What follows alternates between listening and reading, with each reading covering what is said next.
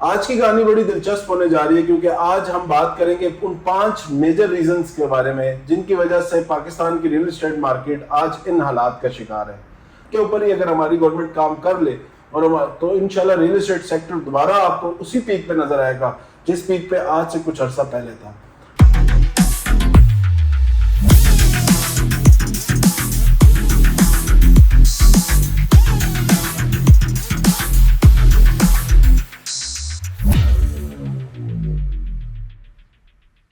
السلام علیکم، ساتھی کہانی کے ساتھ میں ہوں سعد علی اور آپ لوگ دیکھ رہے ہیں میرا فیس بک، انسٹاگرام اور یوٹیوب چینل۔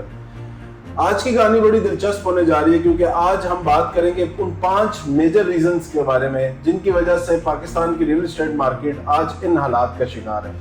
اچھا، جو لوگ میرے چینل کے اوپر نیو ہیں کائنڈلی چینل کو سبسکرائب کر لیں اور فردر آن ویڈیو اینڈ تک ضرور دیکھیں، اور اگر ویڈیو اچھی لگے تو اس کو لائک ضرور کیجیے گا اور کامنٹ سیکشن میں ضرور اپنی رائے کا اظہار کیا کریں۔ اس سے ہمیں بڑا کچھ سیکھنے کو ملتا ہے، ہمیں بڑے نئے زاویے ملتے ہیں لوگوں کی سوچ کے حوالے سے۔ کسی بھی چیز کی خرابت میں ضروری ہے کہ آپ لوگ مسئلہ ڈائگنوز کریں کہ یار پرابلم سٹارٹ کہاں سے ہو رہی ہے۔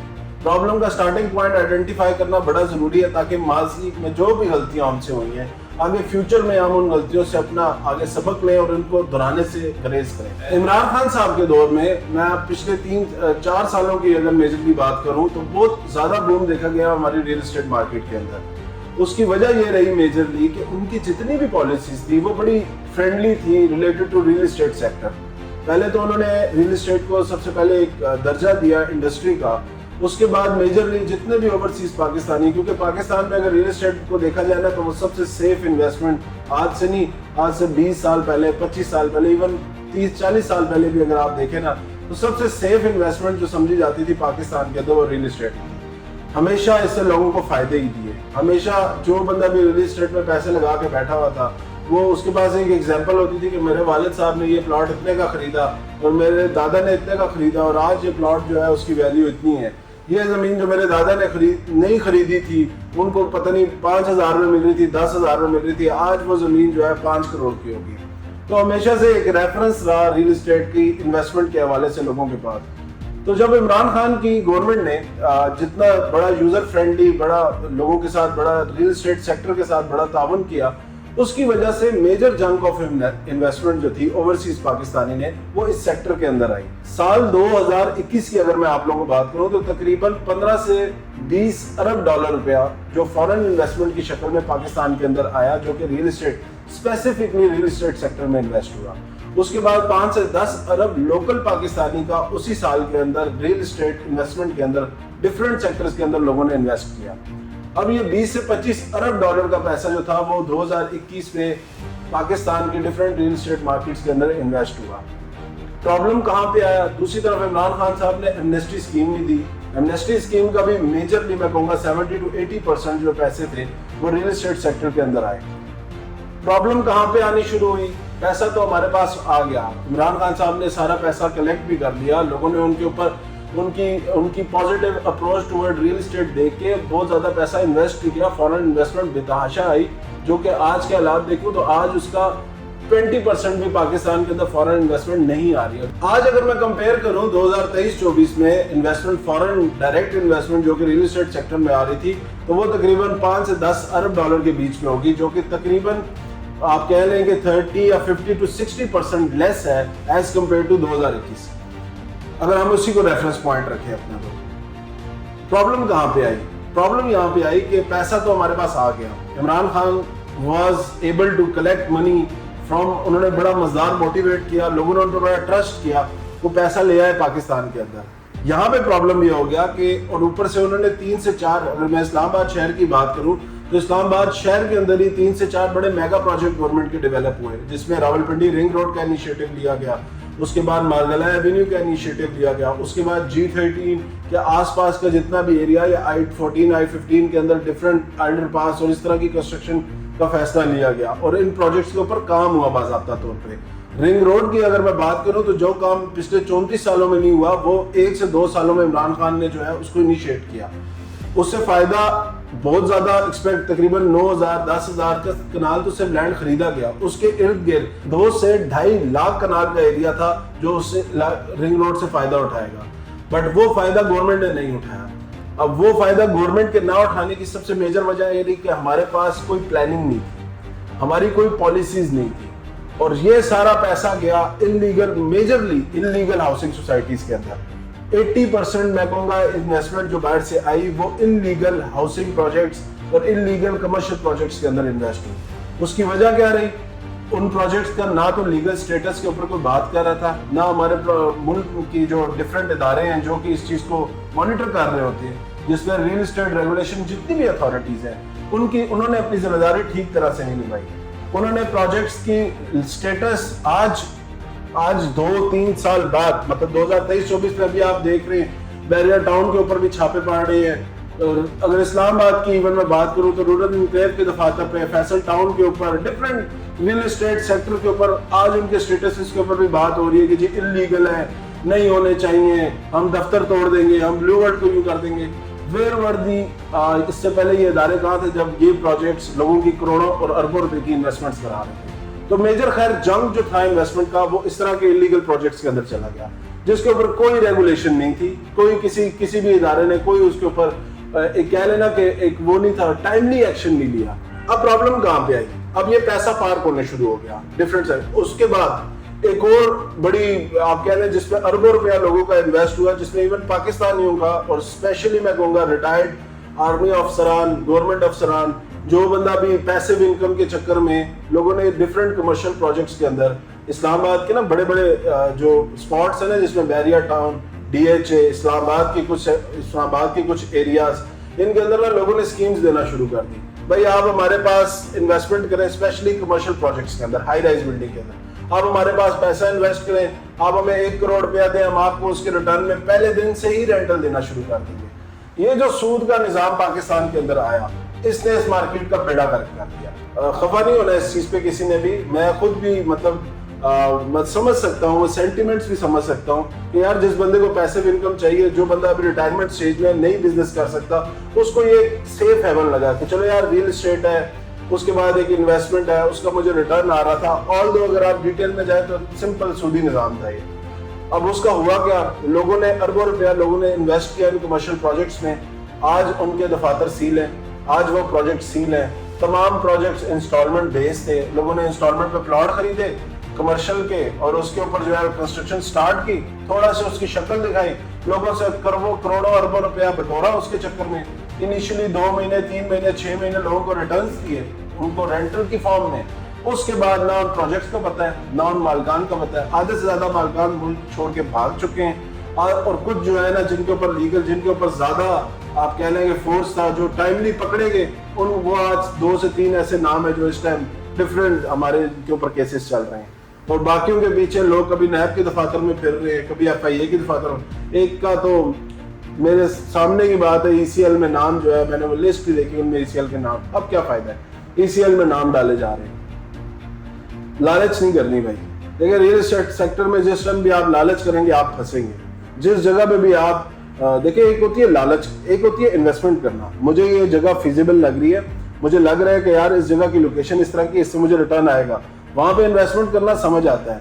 پیورلی اگر آپ اس چیز پہ آ جائیں گے نا کہ real state is the safest investment, ایسا کچھ بھی نہیں ہے. ریل اسٹیٹ میں بھی آپ کو جھٹکے لگتے ہیں, ریل اسٹیٹ میں بھی ایسے لوگ آپ کو ملیں گے جو تھوڑی سی لالچ دے کے آپ لوگوں کا بیڑا غرق کر دیں گے. پہلی چیز تو یہ تھی, دیکھیں اب یہ ہوا کیوں اور کیا میجر وجوہات رہی اس طرح کے مسئلے ہونے کی. ان میں سب سے بڑی چیز یہ تھی نا کہ دیکھیں ریل اسٹیٹ ریگولیشن اتھارٹی نہیں تھی, پہلی چیز.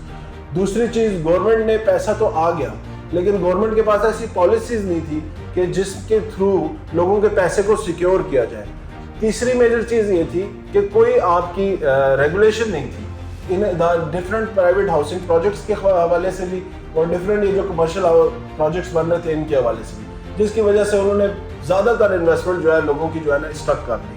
میجرلی اگر آپ اس ٹائم انویسٹمنٹ دیکھیں نا تو اسی طرح کے پروجیکٹس میں انویسٹڈ ہے. تیسری میجر وجہ یہ رہی کہ گورنمنٹ نے اپنے اینڈ پہ, دیکھیں ہاؤسنگ کی نیڈ تو ہے پاکستان میں, آج کے دن بھی پاکستان کے اندر 1 کروڑ ہاؤسنگ کی نیڈ ہے سالانہ, ٹھیک ہے.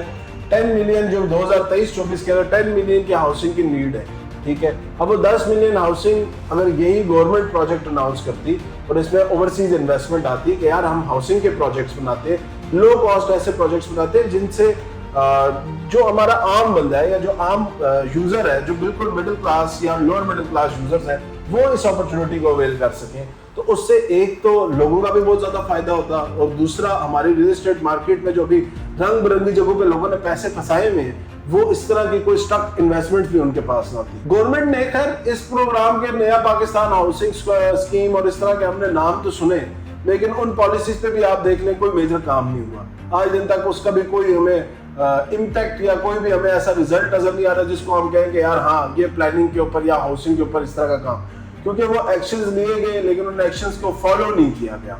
ऐसा नहीं है कि Imran Khan was not aware of these kind of policies कि जिनसे रियल एस्टेट सेक्टर को बूस्ट अप किया जाए, बट वो मीटिंग्स होती थी, प्लानिंग होती थी, लेकिन एग्जीक्यूशन आज दिन तक उसकी कोई भी नहीं। अब इन डिफरेंट सेक्टर्स में जो लोगों का पैसा फंसा, उसकी वजह से आज लोग, हर बंदा, मैं इवन लोगों को देख रहा होता हूँ जिनको रियल एस्टेट का आर भी नहीं पता, वो भी यार रियल एस्टेट के बारे में बहुत बड़े बड़े कमेंट्स कर रहे होते हैं, बड़ी बड़ी स्टेटमेंट्स पास कर रहे होते हैं कि जी इस तरह रियल एस्टेट सेक्टर तो होना ही नहीं चाहिए, इस तरह नहीं होना चाहिए, उस तरह नहीं होना चाहिए। वो शायद ये चीज भूल रहे हैं कि पाकिस्तान में सबसे बड़ी जो इस टाइम, अगर आप कह लें कि पाकिस्तान को इस दलदल से अगर कोई चीज निकाल सकती है हमारी इकोनॉमी को, तो उसमें रियल एस्टेट आपकी जीडीपी का 30 to 40% हिस्सा बन सकता है।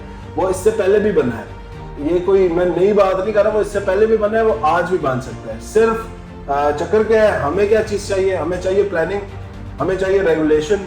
आज लाहौरीज के लिए जो है, लाहौर के लोगों के लिए जो है, रूडा का एक प्लान आया, इमरान खान के टाइम से स्टार्ट हुआ था। आज उस प्लान के ऊपर क्या है, लोग सोसाइटीज बना रहे हैं। मैं 4 से 5 डिफरेंट ऐसी मैंने सोसाइटीज हैं जो अभी वहाँ पे लॉन्च हो चुकी है। आज लाहौर के लोगों के लिए देखें, अब एक प्लान दिया था रूडा का, इमरान खान साहब ने प्लान दिया कि जी इस एरिया के अंदर जो है हम हमारा रियल एस्टेट सेक्टर की डेवलपमेंट करते हैं और डिफरेंट पब्लिक प्राइवेट इंटरेस्ट के अंदर हम इस चीज को डेवलप करते हैं।